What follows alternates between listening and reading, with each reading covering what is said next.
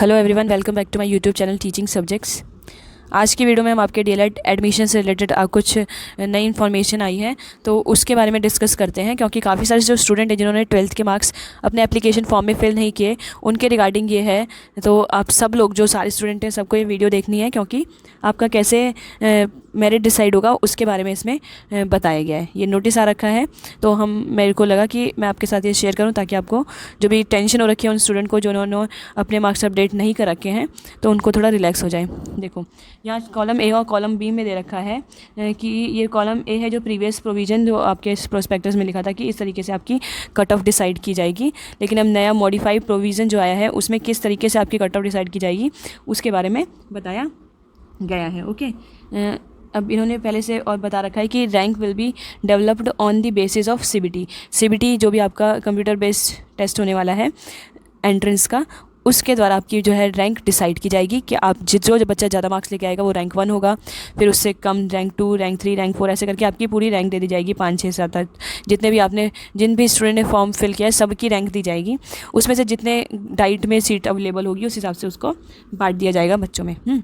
तो ये था कि आपका सीबीटी के बेस पर आपका मेरिट बनेगी। अब उसके बाद यहाँ पे क्वेश्चन है कि बता रखा है कि दूस candidate would did not update their 12th class marks in application form till 31/07/2022, मतलब कि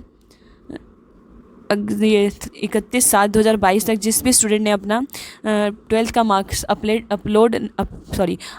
नहीं किया था ऑनलाइन, तो उनके लिए क्या प्रोविज़न किया है। अब उनका फॉर्म कैंसिल हो जाएगा, है ना, उन्होंने नहीं भरा तो इन्होंने उन बच्चों की हेल्प के लिए ये डिसाइड किया है कि आपको हम जो है काउंट करेंगे। हम आपको काउंट करेंगे, क्योंकि 12th के मार्क्स के बेस पे फ़िलहाल तो ये आपका एडमिशन होना नहीं है। आपका एडमिशन तो आपके एंट्रेंस टेस्ट के बेस पे होना है ना। तो उन्होंने ये प्रोविज़न किया कि जब तक आपका एडमिशन होगा तब तक आपके 12th मार्क्स आ गए होंगे, और अभी जिसके रिज़ल्ट नहीं आ रखा 12th का, जो दूसरे बोर्ड के हैं जो, उनका भी जो रिज़ल्ट है वो तब तक आ जाएगा। और जो बच्चे गलती से भूल गए हैं उनका भी पेपर ख़राब ना हो, इसलिए उन्होंने ये प्रोविज़न किया है। अब इसमें इन्होंने बोला है कि इन case of tie in rank score of entrance examination the following criteria will be followed. अगर कुछ भी टाई हो जाता है, मतलब दो बच्चों के सेम सीबीटी में मार्क्स आ जाते हैं, लाइक देखो आप 102 नंबर दो बच्चों के आ गए। ओके, एक है अमित है और एक है सोनम। ओके, ये दो बच्चे हैं जिनके कि 102 नंबर आ गए। और अब हम रेखा भी ले लेते हैं, REKHA, रेखा भी ले लेते हैं। ये 3 बच्चे जिनका 102 नंबर आए। रेखा ने क्या किया, रेखा भूल गई अपना 12th का मार्क्स अपडेट करना। और ये सोनम और अमित ने अपने 12th के मार्क्स अपडेट कर दिए थे अपने एप्लीकेशन फॉर्म में। तो पहला क्राइटेरिया बताता है यहाँ पे, इसको देखो कि पहला क्राइटेरिया बोल रहा है कि the candidate would did not fill 12th marks will be put on lower rank of CBT in case of tie. मतलब इन तीनों के 102 नंबर आ रखे हैं, लेकिन रेखा ने क्या किया, 12th के मार्क्स अपडेट नहीं किए, तो रेखा को जो है यहाँ पे हम 3rd पोजीशन पे रखेंगे, क्योंकि ये सबसे लास्ट में काउंट होगी, क्योंकि इसने अपने 12वीं के नंबर नहीं डाले, इसलिए इसको लास्ट में रखेंगे। इन तीनों में अगर देखेंगे कि 1, 2, 3 करना है तो फिर अगर अब देखो रेखा को सबसे नीचे रखना है, क्योंकि रेखा ने अपने मार्क्स नहीं भरे।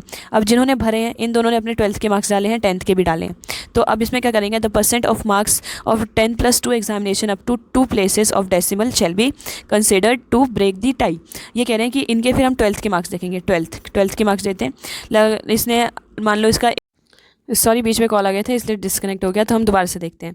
हमने क्या बताया था कि एक था अमित, ये अमित है, ये सोनम है, और ये है आपकी रेखा।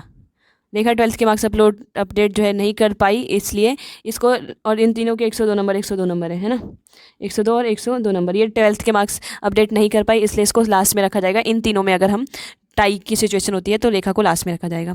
फिर आपका सोनम है और अमित है, तो इनका देख लेते हैं। इनके में क्या होगा कि अमित के आ रखे हैं 88.3% 32, और सोनम के भी आ रखे हैं 88.32। 12th में मार्क्स आ रखे हैं। अब इन दोनों के सेम मार्क्स हैं, तो अगर अमित के ज़्यादा मार्क्स होते तो अमित को मतलब ले लिया जाता और सोनम को फिर 2nd नंबर पे रखा जाता। ओके, और रेखा तो 3rd पे ही रहेगी। लेकिन अब यह है कि 12th में भी इन लोग के सेम मार्क्स आ गए हैं, तो फिर देखेंगे इनके 10th के मार्क्स।